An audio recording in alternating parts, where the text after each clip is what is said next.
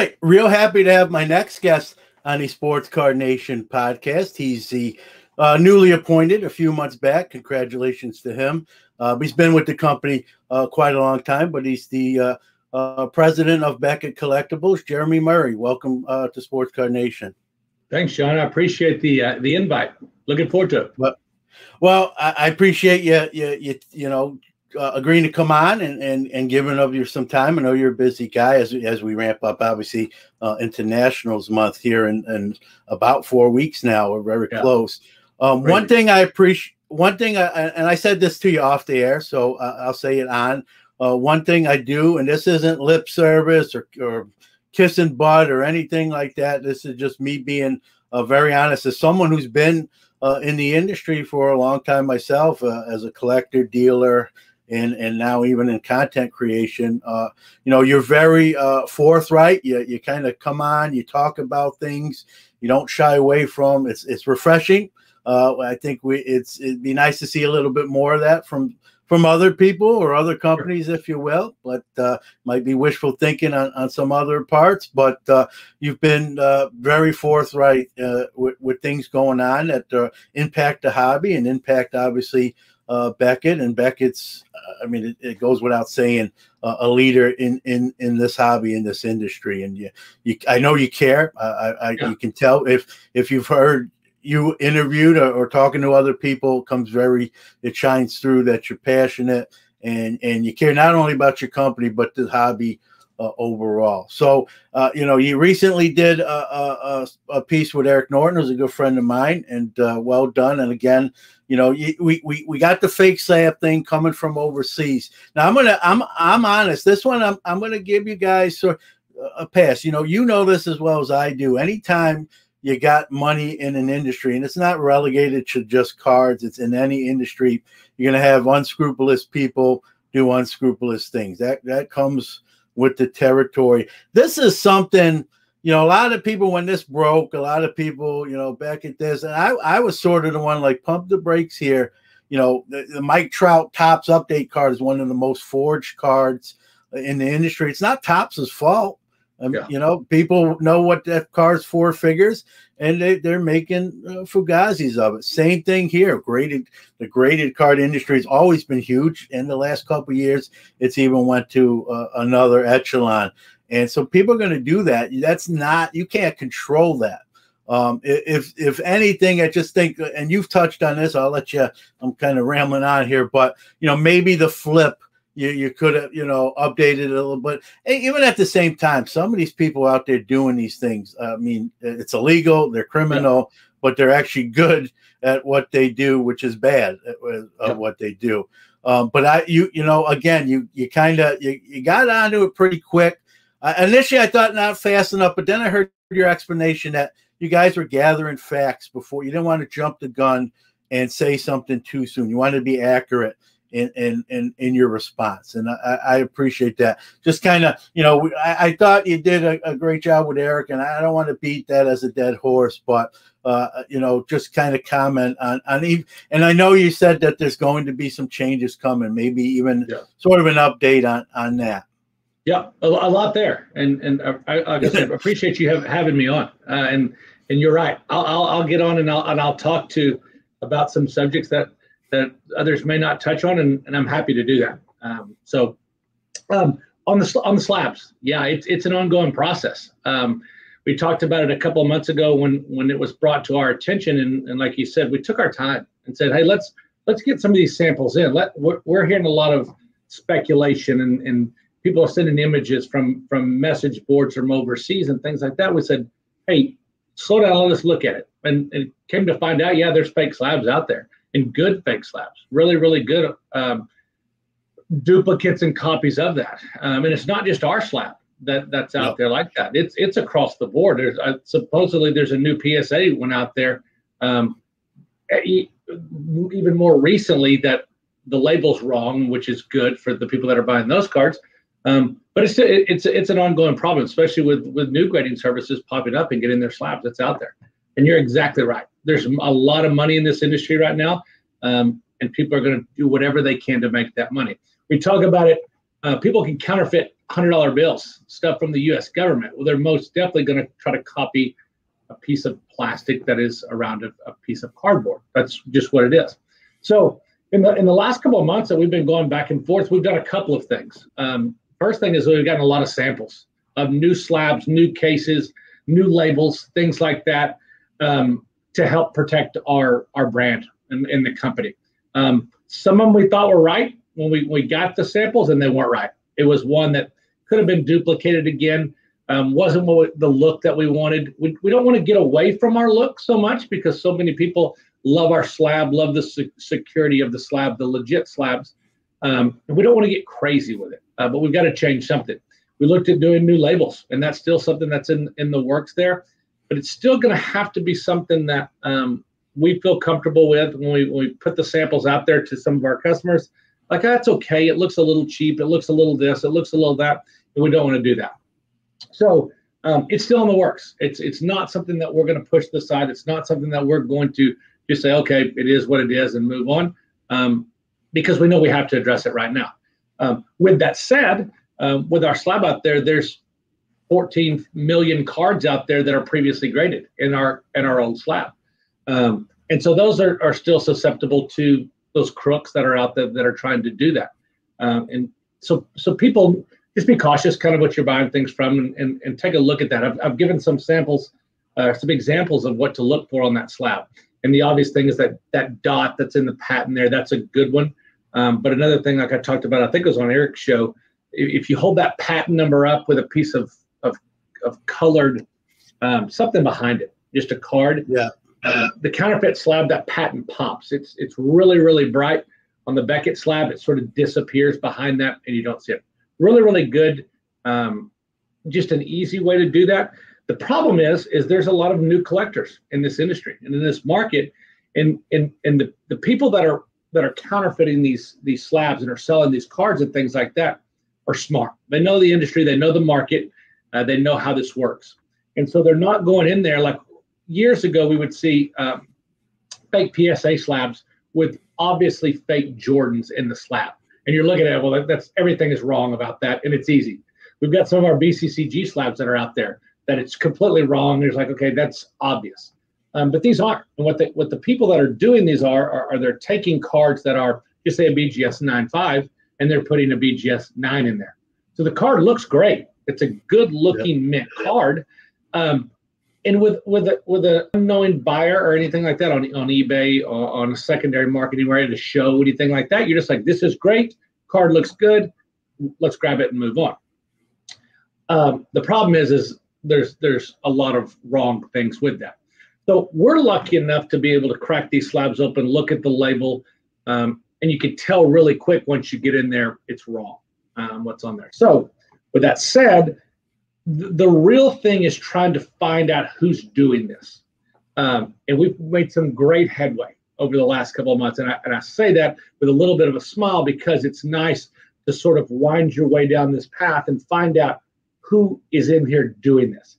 Is it overseas? Is it someone that's in the U.S. that really knows the market? That's what we're working on. So, or even both. Even both, absolutely. I mean, you go to a website now, the Alibaba website that's out there right now. Yeah. You can go and find fake anything that you want, anything that's out there that you can go and find that, and it comes from all over the world. And that's the thing you got to be careful of. I think the key here is finding the people that are doing this and stopping that. And I'm not just saying that on Beckett's behalf. Every reputable grading company out there needs to be aware of this. Every reputable grading company needs to protect that. Like I said, we can go in there and change our slab right now. It's just a matter of time before the crooks do something else with it. We were the ones I've been with Beckett 21 years in this September, and for years and years, we said, our cases, you can't copy it, you can't break into it, you can't do this, you can't do that. It's the most secure case in the industry. I still stand by that. I still think it is, but I still think that there are crooks that are going to find their way to making money in this, and this is their newest ploy. Yeah, it's tough, and you know, I'm gonna on the next topic, I'm gonna pick on you a little bit more than on this one. This one, like I said, Jeromy, I think you can't control what criminal people are doing, and they're criminal.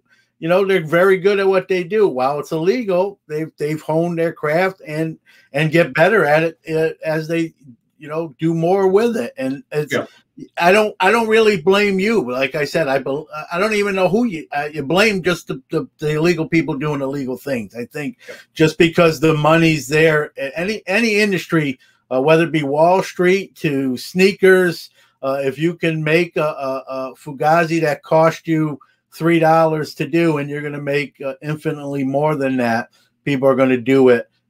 Even though it's wrong, because they want to make an illegal buck. And so that's not so much on the graded companies. And you made a great point. This is not just happened to Beckett. It's happened to some of your competitors in the industry. I think it's funny. Oh, go ahead. Yeah, I'll tell you this. One of the things that I would say, and we're doing a good job, and we have a group of people that are kind of watching this as these things go on online. It's speculation of, hey, is this card fake? Is this bad? Is this bad? So what I would tell people that are listening to do is go to our graded card lookup. If you have a card that you just want to make sure that everything's on the up and up, go to the graded card lookup. And if for some reason there's a card out there on the market that we think has some problems with it, we're going to flag it on that page. And so you'll go there and it'll say contact Beckett about this card. Stop, don't purchase that card, don't do anything like that unless it's with a reputable buyer and say, hey, let me check this out first because there's a problem here. It's one of the things that we're doing right now just to sort of resolve some of the situations that are out there that we can pick up on the secondary market. But just one of the tips that since I talked about this the first time, we've made a pretty solid effort in trying to get out there and notify those people through our graded card lookup. Yeah, like you said, do your research. You make a great point too. With a lot of new people coming in the hobby quickly, maybe they're not doing that research. They're new. I mean, I'm not picking on them. They're trying to get in quick and act fast, and then they find out, later on, whoops, kind of thing. Again, this is those people doing it, not so much the grading card companies themselves. What do you? I mean, they're doing them in basements. I mean, what do you honestly? How do you combat that? And like you said, now the one thing I wanted to mention, again, it's easy for me to play armchair Beckett here, but I will a little bit. You came out this year with your autograph authentication with the hologram and a QR code integration. Is that? I don't know what you can say or you can't say. You know that you'll tell me. But is that something maybe we see somewhere in the grading part of what you guys do as well? Yeah, definitely one of the topics that we talked about and one of the samples that we've been working with. The QR code is great. It's fantastic. The problem that a couple of things, just there's some misconceptions out there. A QR code, you have a Luca Prism rookie, just a base rookie card there. You've got the QR code on there. You scan it, you see a picture of the card. Beautiful. That's great. But what I've said before is the crooks out there will put that 9.5 with a 9, so the card looks pretty close. Like, so you've got a picture of the card. That's great. But is that actually the same card that's in there? Or is it close enough that you're not going to see the difference there?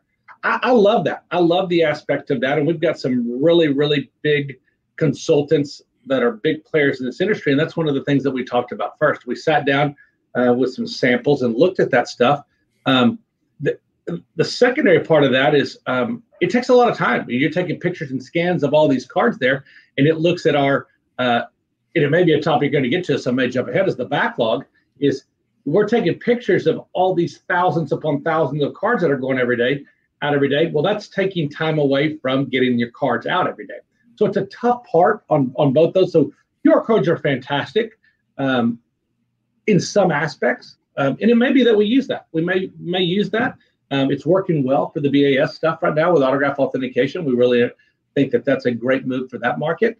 And so that definitely could be something that you see on the BGS slab in some way or fashion. Yeah, and I appreciate you said you've even got sort of a segment of your grading team that is looking at this stuff, not only just kind of watch keeping, like, hey, what's going on, and maybe some innovation we can eventually implement to stay, like you said, it's almost like it's like playing chess. You got to think one move ahead of who you're playing against, even though they're not playing fair. The playing fields are a little bit different. We're on honesty, and they're as crooked as you can get. Yeah. All right. So I've even said this on my show with that issue. I went to bat for it and said, hey, there's nothing any company can do. The people are like you said, counterfeiting money, sneakers. Yeah. It's hard to really police that from a company level. That's almost illegal in a federal level type of thing. And so you can only do what you can do. The next thing I want to definitely talk about is something that I will give you a little bit of heat on it. As someone who buys and submits and sells graded cards, everyone, the black label in the industry, the BGS black label is in a class by itself. Whatever you want to call it, the elite level of condition card. We recently, a few months back, had a Zion sort of get out there that you could. I'll say it that to me you could tell it probably shouldn't have fit that criteria, and everyone wants a black label, but when you get one, or if you have one, or if you buy one, you really want it to measure up to that status. I know you took some grief from the hobby public, if you will, myself included. I'm very transparent. And again, grading, as you well know, is subjective. You got the human element, and I like that. I like the human element. We talk about you're hearing things in automation, and while it's 2021 and yes, technology is getting better, I hope we never lose the human element. I think that it's important. So I understand that, but I think my point is with that level of card, you want to get it right. And when you see something like that, it sort of hurts, the look, the brand, and you take a little bit water on the ship, if you will. Yep. Just speak, your side of things there. Yeah. If it's the one I remember correctly, I think we ended up compensating the customer for that. If it's the same one that I remember. You kind of said some things along there that are exactly right. Those black labels are that's the chase item. Everybody wants those. Those the highest selling cards of those that are out in the secondary market. And so of any grading company, of anything. Yeah, it's I know. You might be a little bit, you know what I mean. I'll say it for you. I mean, that's the creme de la creme. If you like, agree. We can. I'll toot the own horns and things like that, but you did it, so we're good. But with that said, just like any card, we want to get it right. Now, it doesn't have to be a black label. It can be a 7 of some card. We want to get it right. And there's times that we make mistakes, and there's times that we regret things that get out there and say it's no good. And I'm going to tell you this, pull back the curtain a little bit. We've had to purchase back some cards recently that are big cards, get them off the market. Some things that would make your stomach sort of hurt when you say, oh, you're writing a check for that card. And it's the truth. Not going to go into the cards that are there because it's unfortunate that it's out there. And it's counterfeit cards. It's cards that have been misgraded. If it's that same Zion that I think it is, it was one that the card was a 10, but it wasn't a black label. It didn't deserve that. And so we said, hey, Joe customer, we messed up. Something was wrong here, and we made it right for that person. And that's what we're going to do. Any reputable grading company can offer that. They can offer that guaranteed service. At the end of the day, grading is an opinion. And so one of the things to watch out for is grading companies or services that pop up and say, we guarantee our grades. Well, I could sit here and guarantee all of our grades. In our opinion, that grade is correct. In our opinion, that grade is correct. But at the end of the day, it's got to protect the brand. And in a situation like the Zion, and in the situation that I just got done wrapping up, it would hurt the brand to have that card out on the market. So we do our best to get that back, and we want to get that back. And that's not saying for all of your listeners to send me cards and everything and say, this thing is wrong, this is wrong, this is wrong, because there's a lot of time your opinion differs from ours, and that doesn't mean that it's wrong or that we need to get it back. So that's one of the things I just want to put out there. And I don't want a stream of stuff coming in here like that. But yeah, that's really how the best way to address that. We make mistakes. No way we're going to hide about that. There are times that we damage cards, and when we damage cards, we tell the customer we messed up. We damaged the card. I've said it before, and it's something that I'm in this long time. I'm in this for long term. I don't want to tarnish the Beckett name. I don't want to tarnish what Dr. Beckett started. I don't want to tarnish what our competitors are doing right now. If our competitors are doing well, we're doing well, and the market's doing well, and the manufacturers are doing well. So to have something out there like that, it doesn't do anybody any good, especially our name. So we do what we can to make things right when there's a mistake out there. And that was one of them. Design was one of them. Yeah.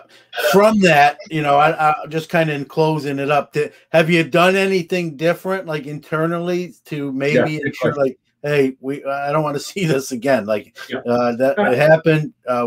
We're human, like you said. People make mistakes, but let's try to make sure maybe that be the last one, or hopefully the last one. Have you changed? That's a great question, and it was really brought up, and I can't remember if it was that Zion or another pristine card that got out, that we sort of said, hey, we got to slow down. We know that everybody wants their cards back. We know that it's important to get that stuff back, but at the end of the day, that hurts the name, that hurts the industry. And so there's a couple of extra steps. If you get a black label, that it's got to be looked at by a couple of more people just to verify that, sign off of it, and says, hey, Joe signed off of it, Larry signed off of it, and Tony signed off of it, that card's good to go. And there's discussions going back and forth. There's some people who say, I think it's a black label. Some people say, I don't think it is, and this and that. So we've just added another level on there, especially for the black label. It says this needs to be signed off by a couple of people rather than just what we did in the past. So absolutely, yeah, good question. I should have mentioned that before. Yeah, and I think that's perfect. One person could maybe miss something. Again, we're human. You got the human element, but you get two or three, especially if the first one says, hey, in my estimation, this is worthy of the black label, and then it goes to the next level. And you got to have three people say, yeah, I see it the same way. It's almost like instant replay. We looked at the instant replay, and the call is going to stand, or we look at the instant replay and we're not going with the original call. We're changing it to just the 10, or whatever it may wind up being. What's nice about it is the guys that we have on our team, as it moves along from step to step, they've been around long enough, they know the industry well enough that there's quality control along the way. And it's crazy what, as it moves down the line and say, hey, you know what, did you miss this right here? And say, you know what, that's not a 9.5 surface, that should be a 9 on this. So it's great to have checks and balances along the way, just to help make sure everything's on the up and up. Yeah, this question was sort of asked of me, and I obviously I can't answer. As you already know, the grading industry is a competitive business. You got even new companies throwing their hat in the ring. You know how they'll do. Time will play that out. But and graders have moved from one company to the other. I'm sure. I don't want to speak for you, but you might have graders that did grade somewhere else at some point or other. Sure. Two of your, if you want to call them top guys that are known, you have went to a competitor. And the question they asked me, like, I have an answer, like, how does that affect? And I don't want to speak for you. You might agree with me. I just say, you probably have a lot of people that have done this a long time. And I hate to say it like this, but it's sort of like sports, right? Next man up's got to step up and fulfill the role. And it's you keep doing business and providing great service, and why you don't want to lose anybody. That happens in real world jobs. Hey, I'm leaving, I'm taking a new position. Just kind of speak to that. A lot of people, I guess, sort of may, this is reading a little bit too much maybe into the tea leaves when those things do occur.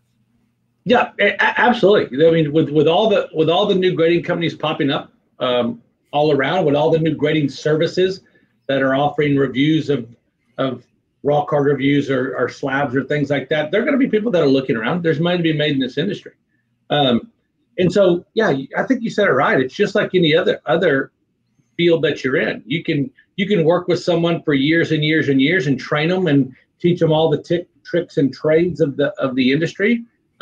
And they leave and they go somewhere else, and they try to be your competitor.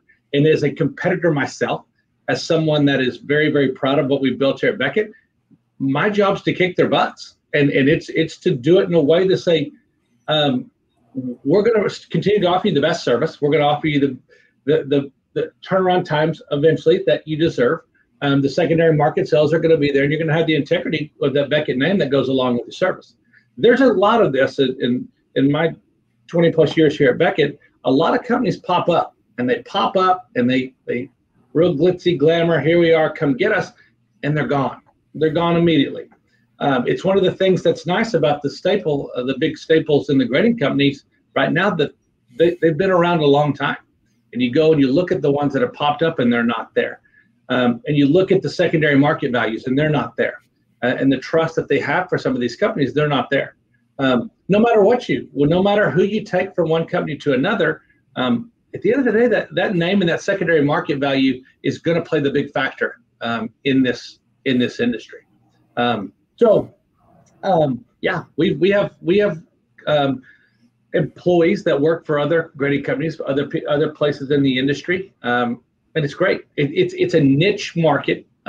This is not going to be a cashier at Target, no shot at those guys, or working at a fast food restaurant or something like that.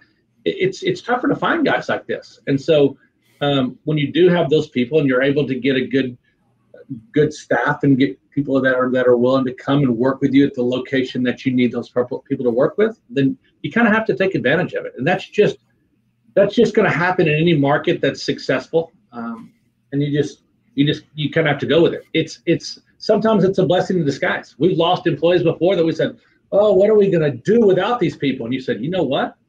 It's pretty sweet without these people here right now. And things are going much, much better without the drama and the nonsense that are there. But again, it's a market that's booming. It's a market that needs more people in it. It's a market that needs quicker turnaround. So you're constantly looking for new people. So that's kind of a long-winded answer about losing people, but that's kind of how we feel about it. Yeah, no, I agree. You mentioned the backlog. It's really hit every grading company. This is not exclusive to one. That's just a testament to where the grading market is, where so many people are interested in it, transacting in it. The one thing that I hate to see, speaking from a personal point of view, but I got a feeling some might agree, is, it's sort of a weird, I understand the business model, like, hey, we have to raise our prices to slow the submission rate so we can catch up. You look at that maybe in like a restaurant, hey, we're going to raise the prices on the menu so people don't come in and eat. You'd say, what are you doing? Like, you know what I mean? But grading is sort of you can't compare the grading industry and a restaurant industry. It's different. But it always sort of, I'm like, man, I wish they didn't do. Maybe it's because I'm being selfish and I grade and I don't want to pay necessarily more money, and you get used to a certain price level. I understand. I guess what really sort of bugs me is when one does it. It seems like everyone sort of follows suit. Where again, playing armchair, president of a company, I would try to not let maybe another company dictate my actions. We're gonna. Yes, we're getting pounded with submissions. While that's good, there's some bad things to it because now our turnaround times are slower. But I guess I understand it, but it always bothers me when I see one makes a decision and then that's sort of like a domino effect. Yeah. And again, easy for me to say. I just wanted to get, you're on the front lines. So I'm in a studio right now, playing armchair grading guy, but you know, kind of your, you know, being right there in there, you know, speak to that sort of you know, aspect. I'll tell you, I'm the same way you are. I hate raising prices. I hate cards sitting in our vault. I truly, and people say, oh, whatever, he loves raising his price into 250 and get a bunch of cards in. I'm telling you the truth. I used to love the days when we'd run the 10-10-10 special. And you'd spend 10 cards, you get them for $10 a card, and you get them back in 10 days. Oh my gosh, that was fantastic. We had the guaranteed turnaround for 17 of my years here. We would hit those guaranteed turnarounds. We could do that. Then the market got crazy. And I'll rewind it a little bit. In 2008, 9, 10, the market was brutal. The economy was bad. Cards weren't coming in, and you had to go out there and really make some promotions and deals and things like that we look back on now and say, I cannot imagine offering something like that now. But we joke about, hey, let's. I can't wait till we can run the 10-10-10 special again, because it does us no good. What I don't want to do, and I've said it before in other podcasts and interviews and things like that, is I don't want to price people out of the industry and out of the market, especially kids that are coming into this. I've got 2 kids that are coming up in this, and we've got a neighborhood full of kids that love sports cards, love Pokemon, things like that. And when you say, hey, right now at Beckett, you can only get a card graded for $250. That's silly. That's crazy, especially for a kid that may want it for a different level. So, we raise prices, I think, as little as we could. And it is very odd that how the big 2 in the industry always seem to sort of do it about the same time. And I'll tell you honestly, a lot of it is just coincidence, and I think it's market trends and things like that, and they make the move. But we try not to. The recent when PSA shut down months and months ago, we had been in talks of doing that a month before, and it's hard for me to tell people don't send us stuff. We don't want your business. Do not do it. And so we didn't do it. We didn't do it. And we were kind of waiting for the National to make their move and say, yes, the National's coming on. And we eventually had to follow what PSA had done, and trying to do that as short of a time as possible. I'll tell you, and I've said it before, my goal is to get pricing back down to normal. And I think that once the backlogs are resolved, I think that once the market sometimes cools itself a little bit back to a non-crazy level, I think it'll happen. Will it surge again? Probably so. But with that said, I think a lot of the grading companies learned a lesson during the last year and a half, and that stuff like this the COVID-19 coming out really jacked the market up in a good way. And I think you've got to be prepared for that, and got to be prepared to for those surges and for those dips and things like that. So I agree with you. Everything you said there. Price raises, I hate it. I don't want it. It doesn't do long-term effect any good. I think there'll need to be some adjustments throughout the industry. I think that looking back on the early days there and offering 45-day guaranteed service at $6 a card is probably not going to happen again. The market probably just never going to allow that to happen. But I also want to get it back to where if someone wants a card graded, a reasonable card, and it's a card that's worth $50, you can get it graded for $10 in a reasonable amount of time, and get in your collection in some form or fashion. And I've said it on another thing, we're working on some new product lines to sort of help those guys, whatever level you're at. High-end collectors may need that $250 2 to 5 day turnaround stuff. That's great. But we want to hit you where you are in the market. If you are a base card collector of something and they're not worth a lot right now, but you want to have them in your collection, your favorite player or whatever, then we want to have a service there. So I think it's a good learning experience for us along the way for everything. But in the long run, I don't want to just gouge people with pricing. That doesn't sound good. Yeah, and one thing you said that I'll commend you for is I appreciate that you don't want to really shut any tier out per se. Someone that has that $50 card that still wants it encapsulated, like you said, for whatever reason. Hey, this is my favorite player, or this is my favorite card, or whatever. Yeah. There's rumors that another company, not so much, that they're looking just to grade that more expensive market. And I mean, people can run their business any way they want. That's why it's their business. But when I hear that, as someone who doesn't have always that echelon of cards, I don't want to think, hey, they don't even care about this level cards that I want. And to hear you say that, I hope other people who are listening to this appreciate that the same way I do, because I think it's important. Not everyone has $100,000 cards, sitting on their desk or in their safe. Or very few people have them. Very few people have them. Yeah. And so just to cater to that market I get it. I mean, that's an expensive market that can generate revenue, but there's more than, like you said, it's a small part. There's more of not that than of that. And it's important to not sort of limit your market or your customer base. And hearing you say that, warms my heart in that sort of way. So I appreciate it, So, you speaking, you mentioned the national, we were sort of in a holding pattern there. It's definitely at this point a go, and sort of, Beckett's plans, where you think you'll be at, where are you taking submissions for those that are going to be there so they can plan accordingly. This is going to come out July 2nd, and so we'll be literally about 4 weeks away. What can you tell folks out there as far as can they bring their cards, or what's the protocols in place there? Yeah, we are ramping up the planning for that and getting our show legs back underneath us.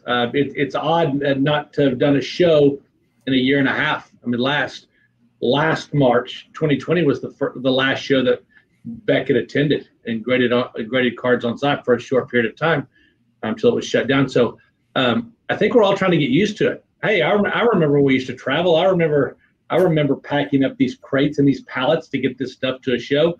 Nationals always is the biggest and baddest show of them all. It's 12, 14, 15, 16 hours a day for our guys. It's a tiring week. But I think there's a little bit of buzz about it. Like people a little pep in your step that you're ready to get back out there and hit this market with a lot of new collectors that a lot of us have never seen before, interacted with before. And I think it's great that it's back in Chicago, which is going to be slam packed. If you've tried to book your travel and things like that, you can see that things are really ramping up, and that's going to be a big show. So with that said, what we're going to do there, we're going to have a national like normal. We're going to have full on-site slabbing for grading. We're going to have full slabbing for Beckett authentication there. We're going to have the raw card review service that's there, the original RCR service that's there. We are going to have Beckett authentication doing on-site authentication as well.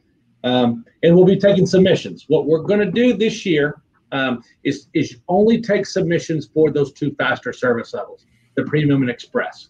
Right now, the only thing that we're offering through the mail is premium. We're going to offer it up to express as we're chipping away at some of the backlog.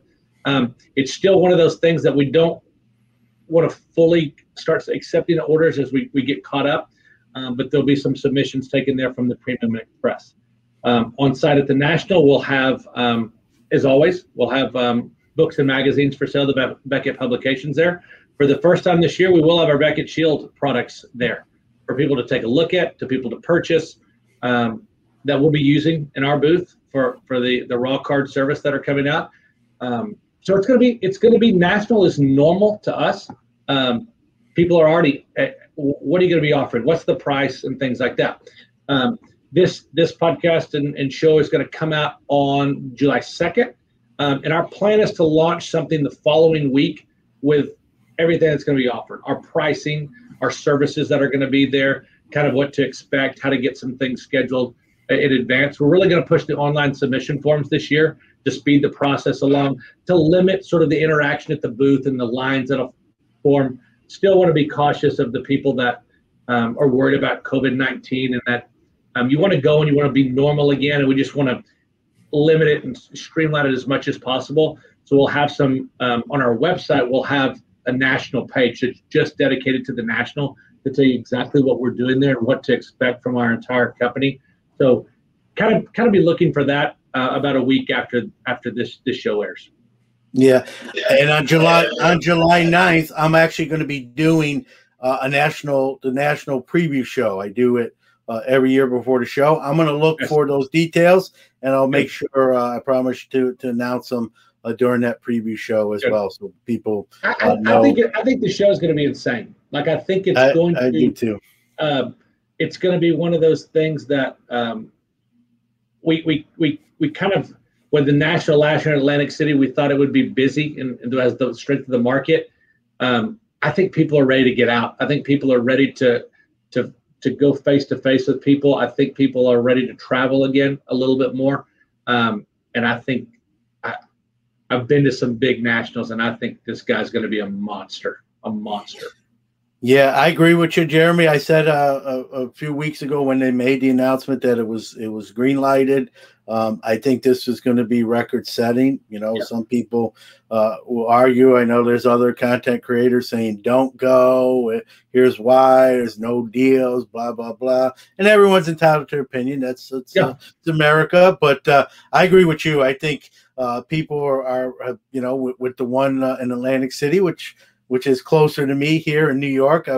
I had rented like a house for the week. My wife was actually going to go and enjoy the beach. She's not in the hobby, but she was going to go and make it a vacation as well. While it was more of a hobby and a little work too. And then as we know, COVID-19 said not so fast. Yeah. And I think people, when you lose, I call it the Super Bowl of the hobby, the national. It's the event of the year in the hobby as far as show goes. Yep. And when you lose it and you don't have it, that's a whole year. Plus you got to wait to the middle, to July of the next year, and hope whatever caused it to be canceled is we're on the right side of that, which it looks like we are getting to that part. But it's going to be, like you said, it's 17 months from the actual last national, or somewhere in there. I think people, like you said, are going to be chomping at the bit. I know there's been other shows, but the national is the national. I don't think you can, I've heard other shows. I've called the Dallas show sort of was the de facto one while we didn't have it. But the national is the national with the industry presence there. Everyone, every aspect represented. It's the Super Bowl of hobby. And the fact that we didn't have it, I think people are ready to enjoy it. Like you said, travel. If you have to wear a mask, you have to wear a mask. We've been wearing a mask for especially here in New York for a while now. You almost don't even notice it anymore. So so I think it's going to be fun. I think you're going to see record attendance. I think just the way the hobby's trending, we have a lot of new people enjoying the hobby. And it'll be fun to see. You mentioned, I wanted definitely to mention that you touched on it with the Beckett Shield line this year. Kind of speak to that, sort of how it came about, how it's doing, where it's at, and maybe anything we'll see down the line. It was a product line that we've talked about for years with our sister company Arcane Tinman, based out of Denmark, that does gaming sleeves and supplies the Dragon Shield. We said, why would you not make these products for us, for the collector? And there's some great companies out there that have made these products for years, and there really wasn't a need for them. We didn't really push the pedal as hard on that. Well, then the scarcity came during the pandemic, and people couldn't get these products. And I'm saying, come on, guys, like this is a perfect time to get this out there. And we're lucky enough to have a manufacturer here in North America that could get the products, the supplies here, and get the quality that we wanted. And we got these out there. For me, I wish they'd have been out 6 months earlier. That would have been great. I think it would have helped a lot to get those out there and in people's hands so they could see the quality of these products. But they're here now, and they're selling really, really well. Distributors can't keep them in stock. The shipments come in and they go out immediately. They're selling well on our marketplace. We have them on sale if you wanted them there. Shops are selling out of them. And what's nice about it is the guys here at Beckett had a hand in designing these things. To say, hey, we got a lot of samples that really were terrible. We said, this isn't going to work. It doesn't slide well. It doesn't pop well. It doesn't It's dirty. It's just not good. And so we got to help kind of design this and work with this. And so we're thrilled with it. It's a great product to have. It goes perfect with all of the products lines that we have. And there's more stuff to come. The next one that people have come in clamoring for is the top loaders. And that's the next on there. They could be available at the National, fingers crossed. And if that's the case, then great. We'll have them there at the National for people to come by and look at. And like I said, we'll be using them at the National as well, especially for the RCR service. Yeah. And like you said, we had that shortage this year with supplies. I know it was insane what some stuff was. The prices, it blew my mind what a box of semi-rigids was going for. I was just like, oh my gosh, I wish I had a ton of these, because I could make a lot more money just selling semi-rigids at this point. I don't even need to grade cards for them. Like you just pull up in a parking lot, open the trunk. Hey, look what I got. Oh my gosh, it was crazy. It was great. Like, guys, hurry, get this stuff. It's like gold. I've never seen supplies do that in my 30 whatever years of being in the hobby, like ever. Like it was, you had to do one of these with your eyes, like am I seeing that price right? Or that completed sale for, like, someone bid that, like, was that a case? No, that was one. That was one box. What do you mean? When we first started, when I first started here, we'd go to the shows and things like that, and customers come up and say, "Hey, do you have any semi-rigids?" I'm like, "Yeah, here's a box. Take them and get your submission ready." Like now, you have to have an armed security guard as you handed that to somebody. It was so crazy. Yeah, some of the semi-rigids were more valuable than probably the cards. The cards, you're exactly right. You're exactly right. Well, again, Jeromy, I appreciate you making time for the I'm gonna give you kudos, not just with me today, but in the past. You've been very out front. You don't dodge questions. You don't duck questions. You don't say, "Hey, don't talk to me about this or talk to me about that." I can't say that for everybody that's even been maybe on this show in particular, with no names being. And I always find that refreshing. It's nice to see as much transparency as you can get. And I appreciate that you're that way, and says a lot about you, the man, besides the executive. And so again, kudos to you and continued success. Are you going to the National yourself as well? I will be there. I'm actually looking at travel the last couple of days. When am I going to go in? When is our staff going to go in? So I will be there. It's like I said before, it's a long show. It's a long day on your feet and moving around and talking to people. But I'm excited about it. I don't. It was weird last year not going to the National. I said, what in the world am I supposed to do with myself at the end of July? Like, it's been 18 years that I haven't been at this show, and so it'll be good to be back, and I will be there. I'll be around the booth. I'll be walking around the show floor. It'll be good seeing people, and like I said, I'm happy to sit and talk to you, and if you've got questions or concerns or things like that. I've been around it long enough and worked booths and things like that. So I'm looking forward to it. Well, I look forward to meeting you. If I see you in person, I've asked you stuff on the show. I'll ask you more stuff like, how's the show going? What are you seeing? More upbeat stuff for sure. As we move forward. And, again, thanks for giving some time to the show. I know you're a busy man, especially ramping up, like you said, for the show of shows, as they say. Yeah. So I appreciate you having me on. It's been great. And I'm looking forward to doing it again in the future. Yeah, I appreciate it. Hey, real quick, any websites, anything you want to give out so people can find what's coming out, information that they're going to need, Beckett related. Go ahead and take your time. Anything you want to say? Yeah, mentioned it earlier. The best thing to do is in the next couple of weeks, take a look at Beckett.com. There'll be a site that's dedicated for the National that's listed there that you can go and click to see exactly what's going on. When you're there, there's Beckett Shield products that you can buy there, or if you're going to the National, swing by the booth. We'll have products there.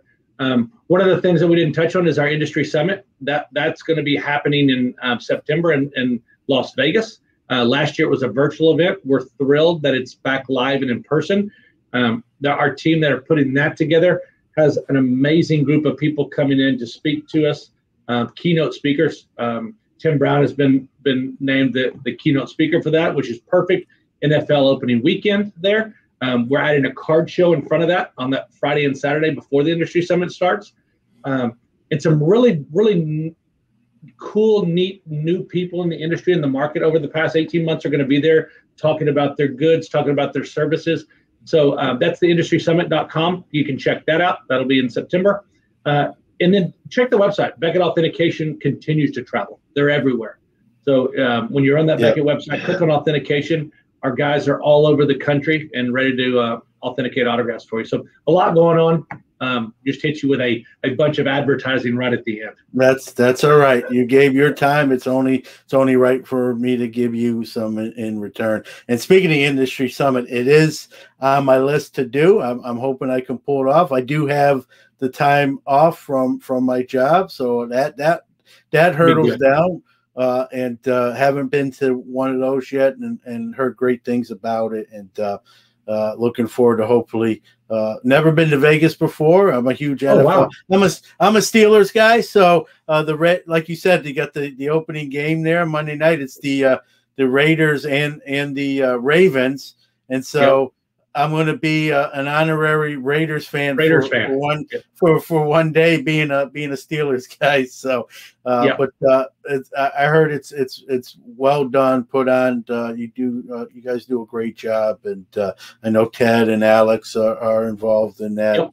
Soriano and Barker, and so I'm planning to go, and just hopefully all the dominoes fall in place, and hope to attend. So a lot of stuff going on, man. It's a lot of stuff. It's you got. It's a great industry. It's a great market that we're in, and it's fun that things are getting back to normal. It seems like a little bit again. I may regret saying that after the national, how beaten and tired I am, but it's exciting right now. Yeah. It's better to be busy than the alternative. So exactly. You're exactly right. So. Well, Jeromy, once again, thank you for making some time for the show and being up front and tackling those things. And look forward to seeing you hopefully at the National here in about a month's time. So sounds good. Appreciate it as always. Yep. Thank you.